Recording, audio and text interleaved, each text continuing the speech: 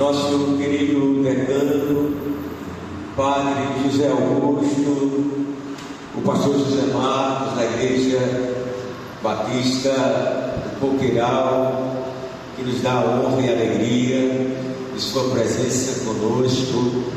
Amadas e amados de Deus, nesse chão sagrado de Noel da Câmara, o profeta porque o homem das madrugadas, das vigílias em oração, das vigílias aonde saíram tantos espíritos de espiritualidade e de um comprometimento à luz do Evangelho, com a causa dos pobres, com a causa da justiça, com a causa da paz. Nós fazemos hoje a solenidade de Pedro e de Paulo. Pedro, aquele que à beira do mar da Galileia, um dia foi jogado sobre ele um olhar amoroso e disse: vem e segue-me. E ele deixou e começou a seguir Jesus. Pedro, que depois, igual a nós, que negamos o Senhor, foi reabilitado. João já havia concluído o Evangelho, e ele retoma mais na frente, alguns anos, o capítulo 21, para reabilitar Pedro na comunidade, que estava malhado, embora apóstolo, mas malhado por ter negado. E João então coloca Jesus reabilitando Pedro. Pedro, tu me amas, por 3 vezes, Senhor, tu sabes tudo, tu sabes que eu te amo, apacenta as minhas ovelhas.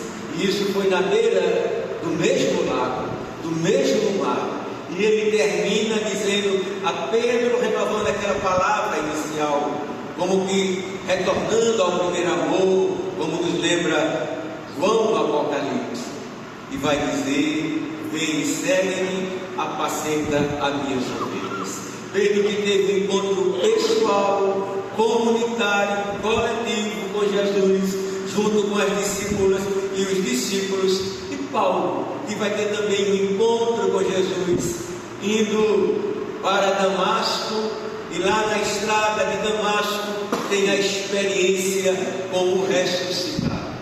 São esses 2 homens que, a partir do encontro pessoal e comunitário, eclesial com Jesus, como ali na igreja primitiva, Pedro como aquele que confirma os irmãos na fé e no amor, e Paulo como aquele que vai anunciar não somente aos judeus, mas a todos os povos, que Deus não é um Deus neoliberal, exclusivista e excludente, com o seu clube, mas que ama a todos os povos, dos 4 cantos, inclusive dos 4 cantos de Olinda. Deus nos ama a todos. E Paulo vai fazer com que esse anúncio cresça, e como Jesus enfrentou os fariseus, Paulo também vai enfrentar os cristãos judaizantes que queriam impor a lei de Moisés para os cristãos vindo do mundo greco-romano, impondo inclusive a circuncisão. Imagina se todo homem, era no 8º dia que a criança do sexo masculino era circuncidada. Imagina todos os homens fazerem uma cirurgia de fimose, que é o que equipara uma circuncisão, para se tornarem cristãos. Paulo vai dizer que nós não somos escravos da lei, nós vivemos na liberdade do Espírito. Pedro e Paulo, que tem a experiência do amor. Pedro, que vai dizer, por exemplo, no capítulo 4, versículo 8 de sua carta: o amor cobre uma multidão de pecados. Senhor, tu sabes tudo, tu sabes que eu te amo, tu sabes que eu amo tanto a ti e a tua igreja, que dou a minha vida como um mártir, como um testemunho da fé e do amor. Paulo também: Senhor, te amo e dou a minha vida. E ele vai dizer que é o amor, ainda que eu falasse a língua dos homens e dos anjos, Ainda que eu fizesse isso e aquilo, se eu não tiver amor, de nada valeria. Eu posso ser o padre, a irmã pode ser a irmã mais castíssima do mundo. Se não tivermos amor, a nossa caridade é estéril, é vazia. Sem o amor, nós não somos nada. Paulo e Pedro nos colocam nessa centralidade do mandamento de Jesus Cristo, da Boa Nova. Eu vos deixo um novo mandamento: amai-vos como eu vos amei. E Paulo, por exemplo, na carta aos Romanos, no capítulo 12, na carta aos Filipenses, no capítulo 2, vai falar de como nós devemos nos relacionar, as nossas relações intereclesial, interfamiliar, intersocial, é o amor. E eles dois são mártires. Isso significa que entrar no discipulado de Jesus, ao contrário deste cristianismo óbvio, que parece que entrar em Jesus, entrar como discipulado de Jesus, é ter uma vida como se fosse um baseado, todo mundo de boa. Não é assim. Entrar no cristianismo, no tempo de Pedro, de Paulo, da igreja, até o edito de Milão, era ser perseguido. Era correr o risco de ser decapitado como Paulo, de ser queimado como tantos mártires, de ser entregues à boca do leão como espetáculo do pão e circo. Era ir para a cruz. Esse é o testemunho que eles dois nos dão, Pedro e Paulo. No evangelho de ontem, na véspera, era colocado na primeira leitura, quando Pedro e João, logo ali no começo dos Atos dos Apóstolos, depois do Pentecostes, eles vão rezar no templo, orar no templo, e tinha um pobre e paralítico na porta formosa pedindo esmola. Esse pobre e paralítico somos nós. Somos pobres, essencialmente pobres, radicalmente pobres, famintos, necessitados. Não fala aqui nem tanto da dimensão que é legítima da pobreza, e que nós temos o compromisso evangélico como bem-aventurança dos que têm fome e sede de justiça, de uma ação sócio-transformadora à luz do Evangelho. Mas eu estou falando do ponto de vista mais existencial. Somos pobres, nós somos aquele pobre, aquele mendigo, nós somos aquele paralítico. E Pedro vai dizer: ouro e prata não tenho, mas o que eu tenho eu te dou. Em nome de Jesus Cristo, levanta-te e anda. Francisco, que saudades do Papa Francisco. Francisco, na sua vinda ao Brasil, no Rio de Janeiro, ele podia dizer isso com propriedade: ouro e prata não tenho, mas o que eu tenho eu te dou. Em nome de Jesus Cristo, levanta-te e anda. Nós corremos o risco, e a igreja ela está escandalosamente testificada como uma igreja que andou na tentação.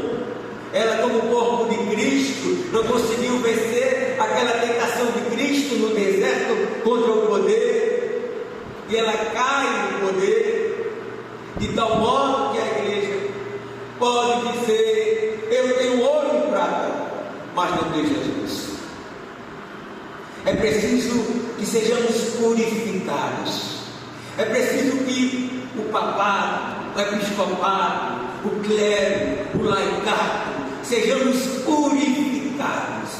Porque a igreja tradicionalista é aquela que olha para a tradição da igreja da primeira hora, e não aquela que foi se enganchando na história, que teve suas importâncias para aquele momento.